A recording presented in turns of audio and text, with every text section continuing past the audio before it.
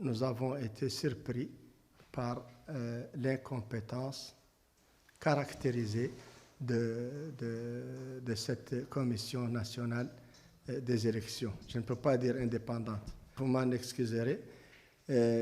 Notre réaction, le constat que nous avons fait, ont commencé depuis tous les débuts du processus électoral, après l'accord politique qui a été signé entre les 25 partis reconnus par l'État. D'une part, le gouvernement par la voix du ministre de l'Intérieur et aussi la CENI par la voix de son président. Il y a eu un accord pour exactement diriger et organiser ces élections.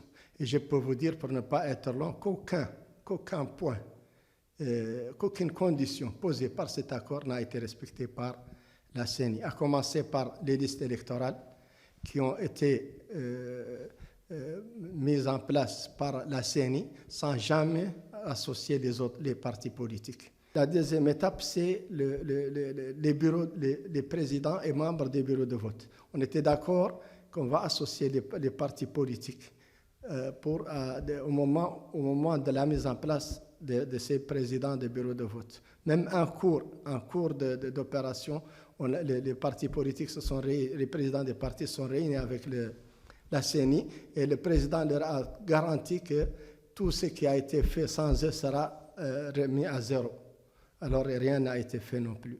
Beaucoup de trucs. Et la conséquence, c'est quoi? La conséquence, c'est que nous avons eu des bureaux de vote, des présidents de bureaux de vote qui ne connaissent même pas pourquoi ils sont là.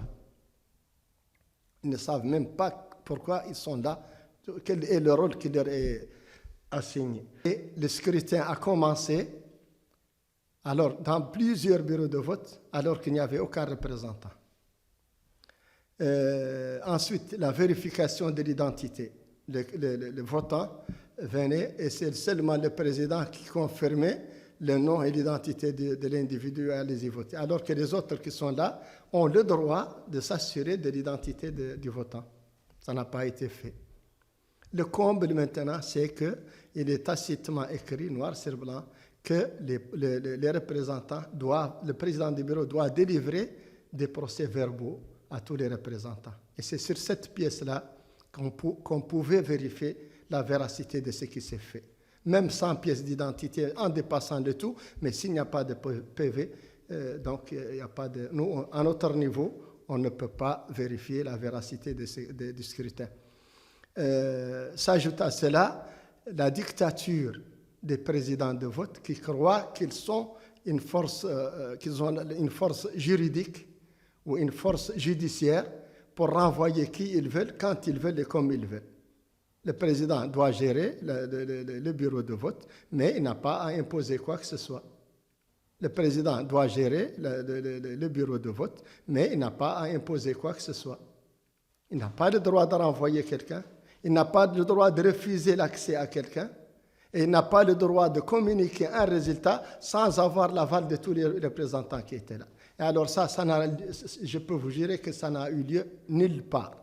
L'intention, c'est de refuter les résultats des présidents des partis de l'opposition, même de la majorité, qui sont allés beaucoup plus loin que nous, ont réclamé et ont demandé la pure et simple annulation de ce scrutin. Et quand on a commencé l'opération démocratique, on a vu que vraiment, c'est l'État qui s'impose, ou les anciens de l'État d'Aziz et de Maouia qui ont mis cette démocratie en Mauritanie à l'eau.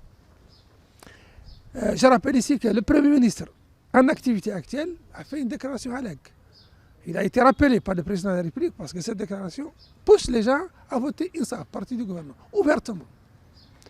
Je rappelle que tous les ministres en exercice coiffaient les présidences dans les trois régions de Nouakchott, du parti. Donc, ça fait mal. Je rappelle qu'un ingénieur parmi les plus importants à la CENI a déclaré, il a été même arrêté, que justement il trichait sur les résultats. Sur les résultats déclarés à l'intérieur et à l'extérieur. Et même la CENI a reconnu ça. Et je sais que l'INSAF, le parti qui soi-disant gouvernant, ne peut pas avoir même pas 20% des parlementaires qu'il a eu ni des députés qu'il a. Et c'est pour la première fois, depuis que la démocratie à Nouakchott, en Mauritanie, que tout Nouakchott, tous les mairies de Nouakchott appartiennent à ce fameux parti INSAF, qui est fils du parti UPR, qui a été créé par Aziz, qui est fils du parti PRDS, créé par Maouia. Et tous ces gens-là, ils ont pondu ces œufs qui sont notre malheur. En conclusion, je dirais qu'il y a même base de l'ancien gouvernement qui a mis la démocratie en Mauritanie à genoux et qui a voulu créer une vengeance terrible contre le gouvernement actuel et contre le président actuel. Parce que la vision du président et son programme a été cautionné par nous tous. Et il est clair. Par contre, ce qu'ils ont fait est contraire à tout ça. Nous espérons que l'arrivée du président de la Réunion à Jeddah va changer les choses. Nous espérons que peut-être les élections seront recommencées. Ça sera mieux.